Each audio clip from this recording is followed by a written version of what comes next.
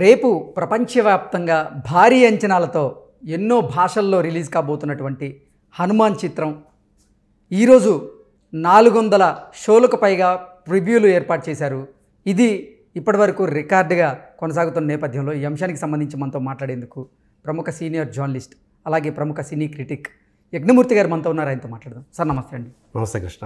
Sir రేపు భారీ అంచనాలతో హనుమాన్ మూవీ రిలీజ్ కాబోతుంది. ఈరోజు ప్రీమియర్ షో ఏర్పాటు చేశారు.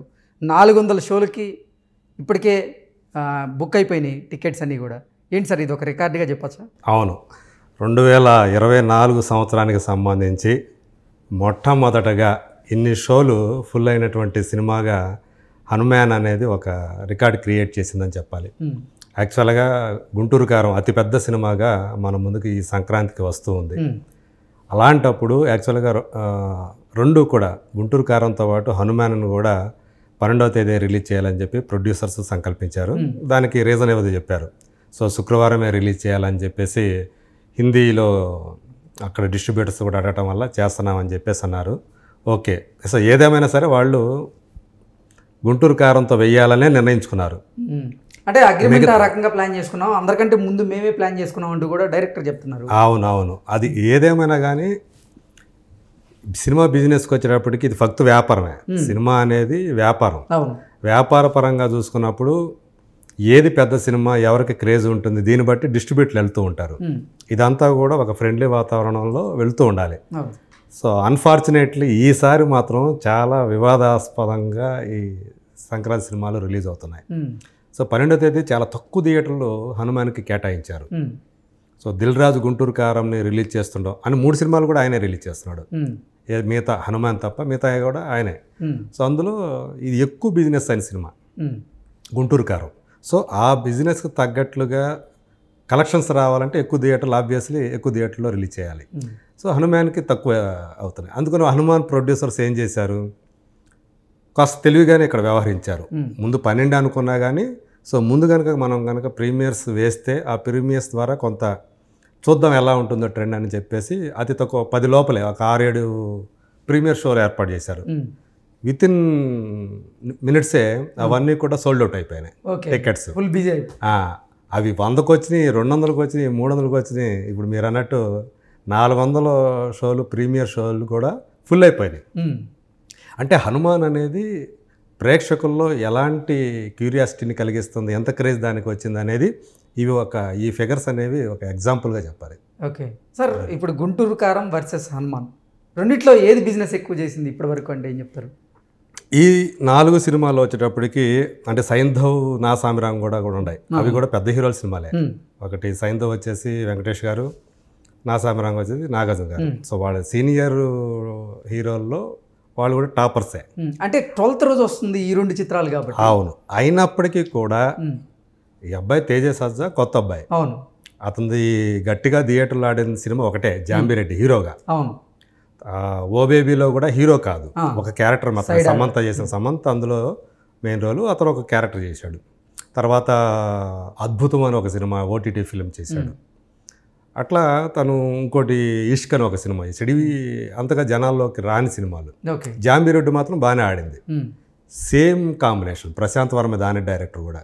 సో తెలుగులో మొట్టమొదటిసారిగా వచ్చిన ఒక జాంబీ ఫిలింగా దాన్ని మనం చెప్పుకోవచ్చు. ఒక ప్రయోగం, అది సక్సెస్ అయ్యాడు ఆ ప్రయోగంలో, తేజతోనే తీసి. సో ఇప్పుడు అదే తేజతోటి ఇప్పుడు ఇంకో ప్రయోగం చేస్తాడు. అంటే తెలుగులోనే మొట్టమొదటి సూపర్ హీరో సినిమా ఇది. అది ఇండియన్ సూపర్ హీరో హనుమాన్ అనేది. అలా ఆ క్యారెక్టర్ ఒక గ్రామీణ కుర్రాడు ఎలా సూపర్ హీరోగా, అంటే తనకే తెలియని పవర్స్ ఉంటాయి. ఓకే, సో ఎవరన్నా ఏదైనా కొడితే అది ఇరిగిపోవటం, అలా అంటే అంత బలమైన శక్తివంతుడు అనేది. అలాంటి సూపర్ హీరో క్యారెక్టర్ తోటి ఈ సినిమాని మలిచాడు. ఆశ్చర్యకరమైన విషయం ఏంటంటే బిజినెస్ పరంగా చూసుకుంటే సైంధవ్, నా సామిరంగ కంటే కూడా డిస్ట్రిబ్యూటర్లు ఎక్కువ పెట్టారు ఈ సినిమాకి. ఓకే, పెట్టుబడి ఎక్కువ పెట్టారు హనుమాన్కి. ఆల్మోస్ట్ 2 తెలుగు రాష్ట్రాలను చూసుకుంటే 20 కోట్ల పైనే అనమాట బిజినెస్. సో వాళ్ళు చెప్తుంది ఏంటంటే హిందీని బేస్ చేసుకుని అన్నారు, కానీ హిందీ కర్ణాటక కలుపుకున్నా కూడా 2 కోట్లే బిజినెస్. ఇక్కడ 2 తెలుగు రాష్ట్రాలు 20 కోట్ల పైన. ఓవర్సీస్లో ఆ యొక్క 2 కోట్లు అనుకుంటా. మొత్తంగా ఓవరాల్ చూసుకుంటే 27 కోట్ల పైనే దాని మీద డిస్ట్రిబ్యూటర్లు డబ్బులు పెట్టుండారు. ఓకే. అది సో ఆ రకంగా గుంటూరు కారం తర్వాత అదే పెద్ద సినిమా బిజినెస్ కారం తర్వాత థియేట్రికల్ బిజినెస్ పరంగా. ఓకే. అదే. ఓకే. ఏంటి సార్ అంటే తేజ సర్జాతో డైరెక్టర్ ఒక కొత్త తరహా కథతో ప్రేక్షకుల ముందుకు రాబోతున్నారు. తెలుగువారు అటువంటి తరహా కథల్ని యాక్సెప్ట్ చేయగలరా అంటే ఏం చెప్తారు? అది మనకి ఆ టైటిలే ఒక సినిమా చెప్పాలంటే బలం అని చెప్పాలి. ఎస్. మనం చాలామంది ఎంతమంది హనుమంతుడిని ఆరాధిస్తారో మనకు తెలుసు. ఈవెన్ మెగాస్టార్ చిరంజీవి కూడా తన హనుమాన్ భక్తుడిగా చెప్పుకుంటూ ఉంటాడు. సో హనుమాన్ నిజంగానే సూపర్ హీరో మన రామాయణంలో. పైగా చిరంజీవి అంటే ఆయనకి చావు లేదు అని చెప్పేసి ఆ రామాయణ కాలం తర్వాత కూడా ఆయన ఇప్పటికీ కూడా ఈ కలియుగంలో కూడా ఆయన జీవించే ఉన్నాడని చాలామంది నమ్మేటువంటి ఆయన భక్తులంతా కూడా నమ్మేటట్టు వాహనం. కాబట్టి అది దాని కరెక్ట్గా వీళ్ళు డైరెక్టరు ప్రొడ్యూసరు వాళ్ళందరూ కూడా క్యాష్ చేసుకున్నారనే చెప్పాలి. ఓకే. అసలు అదే అందరూ కూడా ఈరోజు ట్రేడ్ పండిట్స్ కూడా చాలామంది ఆశ్చర్యపోతున్నారు. ఇక్కడ ఇంకొక ఆసక్తికరమైన విషయం ఏంటంటే ఏదైతే గుంటూరు కారం వర్సెస్ హనుమాన్ అన్నదో ఆ హీరోలు చూసుకుంటే మహేష్ బాబు ఈరోజు మనది సూపర్ స్టార్. కానీ అతని కొడుకుగా తేజ సజ్జా ఒక సినిమాలో నటించాడు. అదొక ఇంట్రెస్టింగ్ యువరాజులో.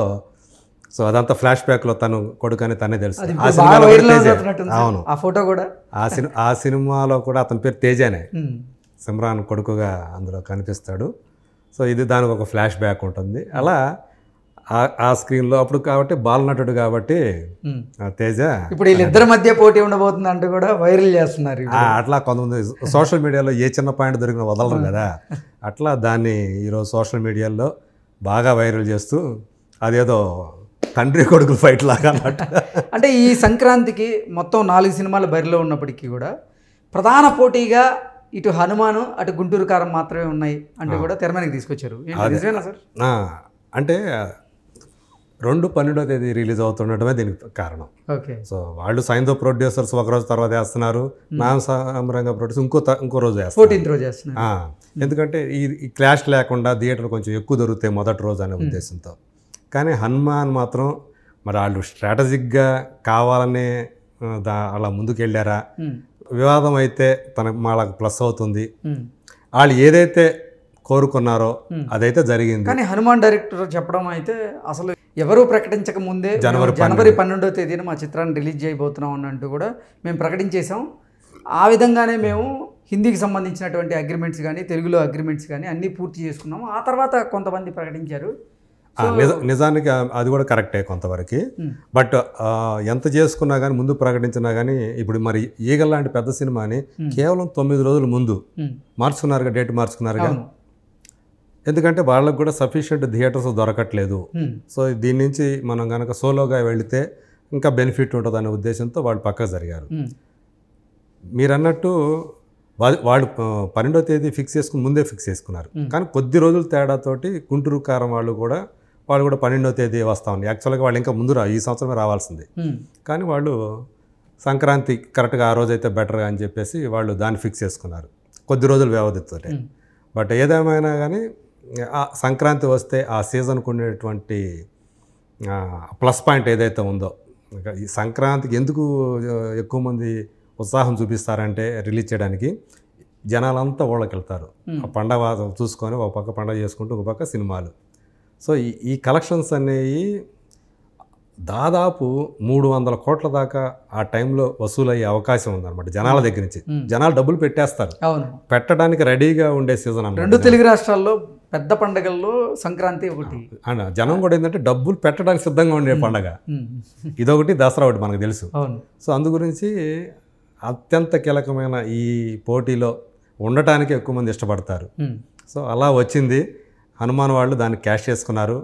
ప్రీమియర్స్ బ్రహ్మాండంగా వాళ్ళు అనుకున్న దానికి మించి వేస్తుంటే ఎన్ని యాడ్ చేస్తుంటే అన్నీ అమ్ముడైపోతా వస్తూ ఉన్నాయి. సో ఇప్పుడు చూడాలి, ఇప్పుడు ఆ రకం నిజంగా ఏమాత్రం పాజిటివ్ టాక్ వచ్చినా సినిమా బాగుందని, అది దానికి కలెక్షన్స్ వాళ్ళు ఏదైతే పెట్టుబడి పెట్టారో, ఏదైతే బిజినెస్ అయిందో దానికి 2-3 ఇంతలు కలెక్షన్స్ వచ్చినా కూడా ఆశ్చర్యపోవాల్సిన పని లేదు. ఓకే, అది